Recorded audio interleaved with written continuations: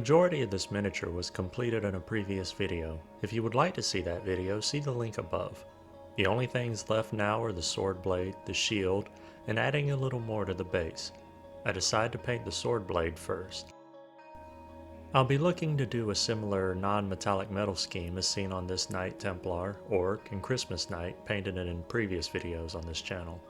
However, for those miniatures I had used Army Painter paints, and for this miniature I'll be using Liquitex. I start by mixing various colors together in an effort to somewhat match the Army Painter scheme. I had already figured out the colors I'm going to mix together, but I'll do it again on camera. I mix Prussian blue hue, cerulean blue, and ivory black. I would use Mars black instead of ivory black, but at the time of this recording I did not own Mars black. The differences being that ivory black has brown in it, whereas Mars black has a more neutral grayish tone when thinned down. With that said, I wasn't worried about being 100% accurate in color matching and just needed to get reasonably close to the colors I'm accustomed to. I combine equal parts of the two blues and add a little black to darken it. I then add a little water to thin it down to a glaze and apply these across the blade repeatedly. As the blue begins to start showing over the black primer, I begin to reduce the amount of space I glaze this over. I expected this to take forever considering I was glazing directly over primer, but it didn't take nearly as long as expected, taking maybe about 4 minutes of work on just this top part of the blade. And this included a little drying time in between each glaze. I repeat this for all of the facets of the blade, including the larger central flat on both sides, but with these I apply thin downward hatches that I build up over multiple layers.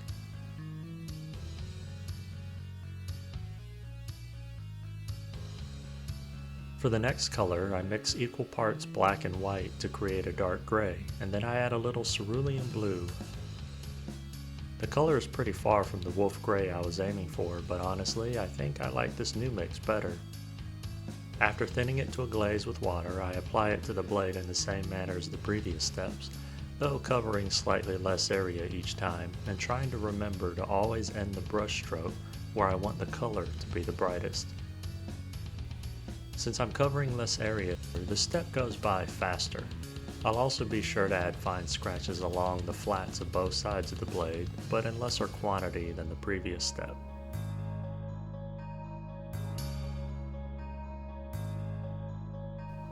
I follow the exact same pattern of steps but with unbleached titanium now. Also as a note, anytime you see the miniature leave the camera, it's because I'm blowing on it gently to help speed the drying time of the thin glaze. I have a mounted magnifying glass between me and the miniature, and that's why I have to move it out of view. I don't use a blow dryer, but this is only due to me painting when my wife is asleep, and I don't wish to incur her wrath.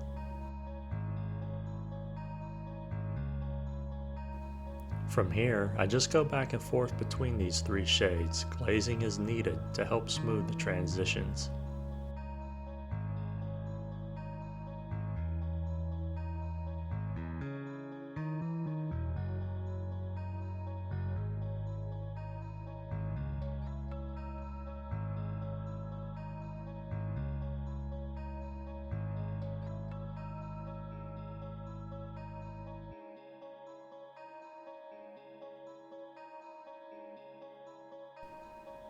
Though the transitions aren't perfect, I stop here and add the unbleached titanium scratches before moving on to the last step for the steel.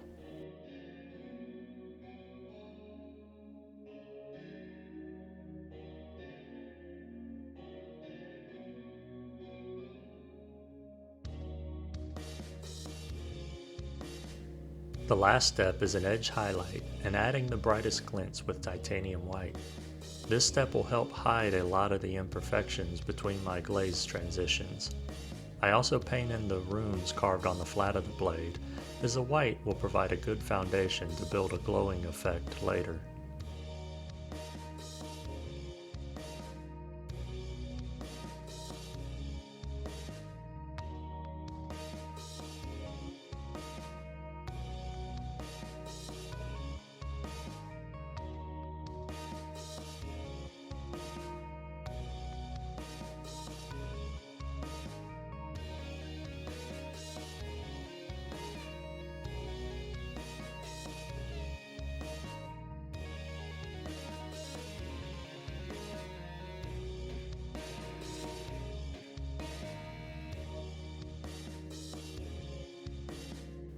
For the glowing effect itself, I apply glazes of fluorescent yellow to and around the runes.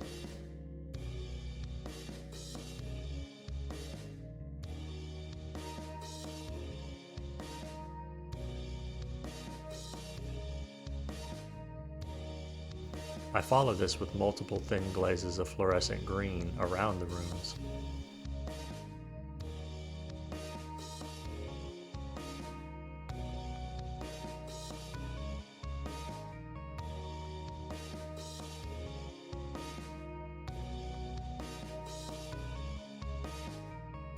I then add a little white to the runes again, and then glaze fluorescent yellow over and around the runes once more.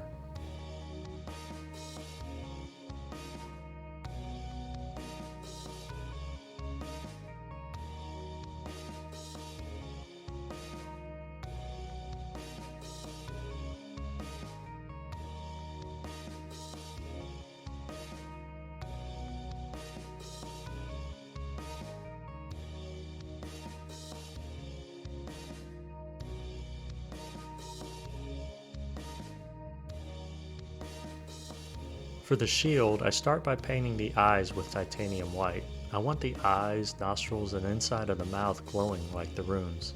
The idea I had in my head was that this Blackguard was a former paladin. His family was traveling through the mountains when they went missing.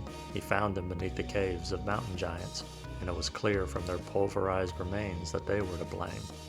His heart turned to ice, and it was not long before he returned with unholy artifacts, having sold the service of his body and soul for power to met his vengeance upon these brutes.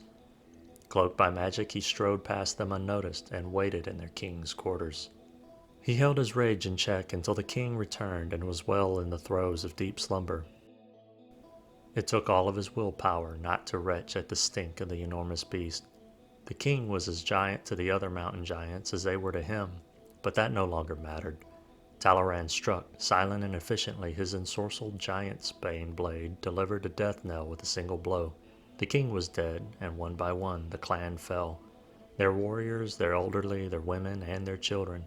There were no cries, each oblivious to the other's demise as well as their own. So far had he fell, he did not fret that he did not feel vindication or regret. He was merely a servant of a greater malevolent force now. Talarand returned to the entrance of the cave and produced a torch, which he sprinkled a foul powder upon. The torch then burst to life of its own accord, radiating unholy light, and eventually a slow procession of silent hooded men emerged. No, not men. These were unspeakable horrors, but he did not fear them. From the head of the giant's king, they cut away the front of his skull, but leaving the flesh intact. These macabre artificers then fashioned a shield from it and imprisoned its owner's soul within, where he is forced to watch through Talarand's eyes as the dread Blackguard massacres the entire clan over and over again. The ghastly moans bellow from the shield constantly, terrifying any living creature who hears its reverberating cries. The rest of the souls of the giant's clan were then imbued into Talarand's sword, granting him a portion of their strength whenever he wields the vile blade. Talarand would never learn that it wasn't the giants that slew his family, but the followers of the Dark God who now grants him his newfound powers. One thing I wanted to note, the flesh was built up with a lot of hatching layers. I wanted a rough, dried out look. Oddly enough, I started to have some flashbacks to the 90s, something about all these lines on a face and Rob Liefeld. No, I can see this miniature's feet, never mind.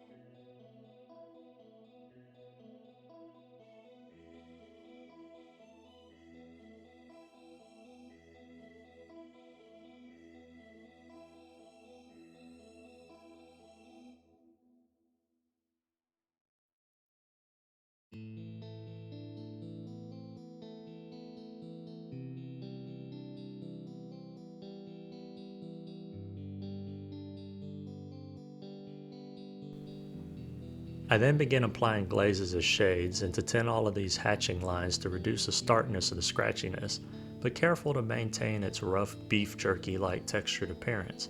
I'm going to be honest here, I didn't really plan on what I was doing. I tried a very bootleg amateurish imitation of Sergio Calvo. The main thing I wanted the sword and shield to be was an exercise in brush control and glazing.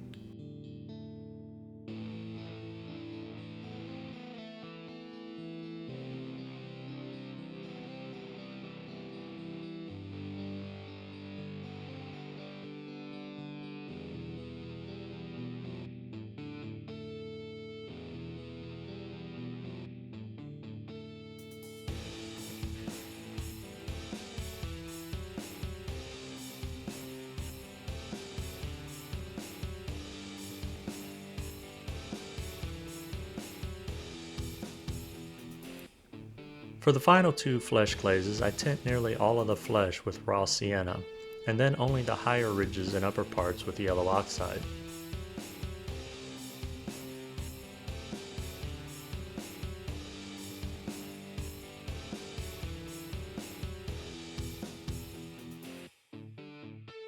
For the gums, I wanted an almost bloody inflamed look, so the highlights for them are done with reddish tones.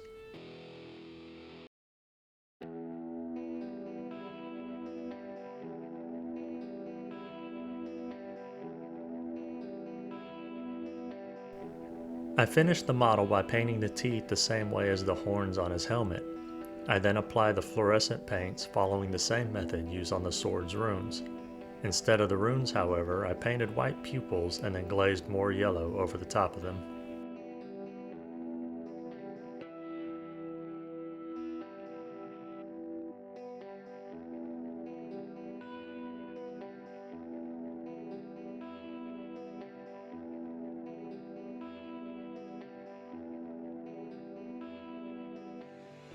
This is the end result. Ultimately, I'm happy with how this miniature came out, and I better be. This is easily the most time I've put into any single miniature so far, clocking in at roughly 28 hours, not including the time taken to edit the work between these two videos. The sword blade alone took me 3.5 hours. With that said, there's still a lot of things that I could have done much better, and the top two issues being my highlight placements and the glowing effect on the skull. It has a chalky texture to it. I believe this to have been caused by the white coats that were applied before the fluorescent paint being too thick and too fast.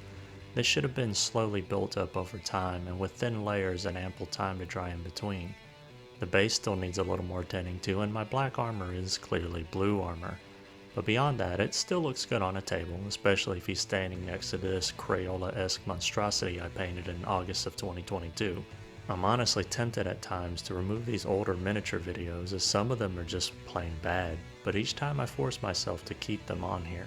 I don't market myself as a great or even good painter, but I'm getting better. And going back even 10 to 15 videos, there's a drastic difference in quality between those and this one.